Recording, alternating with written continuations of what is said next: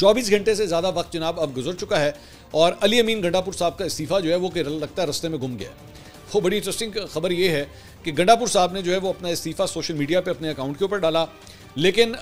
Basically जो procedure होता है वो ये होता है कि सिर्फ आपने उसे पब्लिक नहीं करना होता या आपने जाके बैरिस्टर गौहर को नहीं देना होता। आपका बेसिकली जो एक कानूनी तरीक़ाकार है वो ये होता है कि आप जाके उसे गवर्नर को देते हैं। अब जो गवर्नर हैं कुंडी साहब, फैसल करीम कुंडी साहब, वो ये कह रहे हैं कि जनाब मुझे तो इनका इस्तीफ़ा मिला ही नहीं है। तो अब इस्तीफ़ा आएगा, इस्तीफ़ा आने के भी उसके बाद 48 घंटे का टाइम होता है जब उसके ऊपर जो है वो अमल दरामद हो सकता है। तो कुंडी साहब ने कम से कम कल रात तक जो है वो ये क्लेम किया कि मुझे किसी किस्म का कोई इस्तीफ़ा नहीं मिला, जबकि